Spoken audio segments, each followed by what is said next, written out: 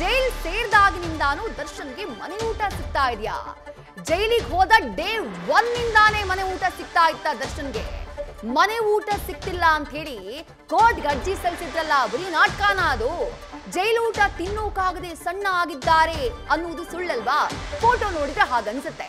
ದರ್ಶನ್ಗೆ ಐಷಾರಾಮಿ ಮನೆ ಊಟ ಹಾಗಾದ್ರೆ ಹೇಗ್ ಸಿಗ್ತಾ ಇತ್ತು? ಡೀಟೇಲ್ಸ್ ನಮ್ಮ ಪ್ರತಿನಿಧಿ ಚಂದ್ರಶೇಖರ್ ನೀಡ್ತಾ ಹೋಗ್ತಾರೆ. ಚಂದ್ರಶೇಖರ್, ಊಟ ಸೇರ್ತಾ ಇಲ್ಲ, ಆರೋಗ್ಯ ಹದಗೆಡ್ತಾ ಇದೆ, ತೂಕ ಡ್ರಾಸ್ಟಿಕ್ ಆಗಿ ಇಳಿತಾ ಇದೆ, ಏನೇನ್ ಕಾರಣಗಳನ್ನ ಕೊಟ್ಟರು ತಮ್ಮ ಅರ್ಜಿಯಲ್ಲಿ ಕೋರ್ಟ್ಗೆ ಸಲ್ಲಿಕೆ ಮಾಡುವಂತಹ ಸಂದರ್ಭದಲ್ಲಿ.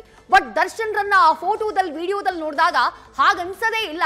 ಹಾಗಾದ್ರೆ ಮನೆ ಊಟ ಸಿಗ್ತಾ ಇತ್ತು ಅನ್ನುವಂಥ ಅನುಮಾನ. ಯಾರ ಮನೆಯಿಂದ ಊಟ ಬರ್ತಾ ಇತ್ತು, ಯಾರು ತಂದು ಕೊಡ್ತಾ ಇದ್ರು ಅಂತ ಹೇಳಿ? ಖಂಡಿತವಾಗಿ ವಿದ್ಯಾ, ಏನು ಮೊದಲ ಡೇ 1 ಏನು ಜೈಲಿಗೆ ಹೋದಂತಹ ಸಂದರ್ಭದಿಂದ ಕೂಡ ಇವರಿಗೆ ಸಾಕಷ್ಟು ಮನೆ ಊಟ ಆಗಿರ್ಬೋದು ಅಥವಾ ಐಷಾರಾಮಿಯಾಗಿ ಬೇಕಾಗಿರುವಂತಹ ಎಲ್ಲ ಒಂದು ತಿಂಡಿ ತಿನಿಸುಗಳು ಸಿಗ್ತಾ ಇತ್ತು ಅನ್ನುವಂತಹದ್ದಕ್ಕೆ ಸಾಕಷ್ಟು ಸಾಕ್ಷಿಗಳು ಈಗ ಸಿಕ್ಕಿರುವಂತಹದ್ದು. ಈಗಾಗಲೇ ಮೂಲಗಳು ತಿಳಿಸಿರುವಂತಹ ಪ್ರಕಾರ ಡೇ 1 ಇಂದ ಕೂಡ ಇವರಿಗೆ ಮನೆ ಊಟ ಸಿಗ್ತಾ ಇತ್ತು. ಈಗಾಗಲೇ ಪ್ರಭಾವಿ ರಾಜಕಾರಣಿಯ ಕುಟುಂಬದ ಒಬ್ಬ ಏನು ಈಗಾಗಲೇ ಜೈಲಿನ ಒಳಗಡೆ ಹೋಗಿತ್ತು. ಈ ಸಂದರ್ಭದಲ್ಲಿ ಅವರಿಗೆ ಒಂದು ಅನುಮತಿ ಕೂಡ ಸಿಕ್ಕಿತ್ತು ಕೋರ್ಟ್ನಿಂದ, ಅವರಿಗೆ ಅಂದ್ರೆ ಮನೆ ಊಟ ಕೊಡಬಹುದು ಅನ್ನುವಂತಹ ನಿಟ್ಟಿನಲ್ಲಿ. ಈ ನಿಟ್ಟಿನಲ್ಲಿ ಎಲ್ಲೊಂದ್ ಕಡೆ ಅವರಿಗೆ ಹೋಗ್ತಾ ಇದ್ದಂತಹ ಊಟದ ಜೊತೆಯಲ್ಲಿಯೇ ದರ್ಶನ್ಗೂ ಕೂಡ ಹೋಗ್ತಾ ಇತ್ತು ಅನ್ನುವಂತಹದ್ದು ಸದ್ಯಕ್ಕೆ ಜೈಲಿನ ಮೂಲಗಳು ತಿಳಿಸಿರುವಂತಹ ಮಾಹಿತಿ.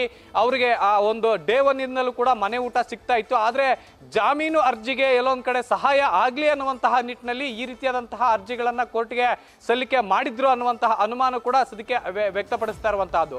ಇದನ್ನ ಹೊರತುಪಡಿಸಿದ್ರೆ ಅವರಿಗೆ ಜೈಲಿನಲ್ಲಿ ಯಾವುದೇ ರೀತಿಯಾದಂತಹ ಕುಂದುಕೊರತೆಗಳು ಡೇ 1 ಇಂದ ಕೂಡ ಇಲ್ಲ ಅನ್ನುವಂತಹದ್ದು ಈಗ ಜೈಲಿನ ಮೂಲಗಳು ತಿಳಿಸಿರುವಂತಹದ್ದು. ಯಾಕೆಂತಂದ್ರೆ ಅವರಿಗೆ ಡೇ 1 ಇಂದ ಕೂಡ ಮನೆ ಊಟ ಸಿಗ್ತಾ ಇದೆ, ಜೊತೆಗೆ ಅವರ ಹವ್ಯಾಸಗಳಿಗೆ ತಕ್ಕಂತೆ ಸಿಗರೇಟ್ಗಳಾಗಿರ್ಬೋದು ಅಥವಾ ಕಾಫಿ ಟೀ ಆಗಿರ್ಬೋದು, ಈ ರೀತಿಯಾದಂತಹ ಸ್ನಾಕ್ಸ್ ಆಗಿರ್ಬೋದು, ಎಲ್ಲವೂ ಕೂಡ ಸಿಗ್ತಾ ಇದೆ. ಆದ್ರೆ ಅವ್ರಿಗೆ ಒಂದು ಬೇಲ್ಗೆ ಸಹಾಯ ಆಗ್ಲಿ ಅನ್ನುವಂತಹ ನಿಟ್ಟಿನಲ್ಲಿ ಕೋರ್ಟ್ಗೆ ಅರ್ಜಿಯನ್ನ ಹಾಕಿದ್ರು. ಜೈಲಿನ ಊಟ ನಮಗೆ ಸೇರ್ತಾ ಇಲ್ಲ, ಇದರಿಂದಾಗಿ ನನಗೆ ಆರೋಗ್ಯ ಸಮಸ್ಯೆ ಆಗ್ತಾ ಇದೆ, ಈ ರೀತಿಯಾದಂತಹ ಹಲವು 10 ಕಾರಣಗಳನ್ನ ಕೊಟ್ಟು ಅರ್ಜಿ ಹಾಕೊಂಡಿದ್ರು. ಆದ್ರೆ ಅದು ಕೇವಲ ನಾಮಕಾವಸ್ಥೆಗೆ ಮಾತ್ರ ಅನ್ನುವಂತಹದ್ದು ಈಗ ಮೇಲ್ನೋಟಕ್ಕೆ ಗೊತ್ತಾಗ್ತಾ ಇರುವಂತಹದ್ದು. ವಿದ್ಯಾ, ಥ್ಯಾಂಕ್ ಯು ಚಂದ್ರಶೇಖರ್ ತಮ್ಮೆಲ್ಲ ಡೀಟೇಲ್ಸ್ಗೆ.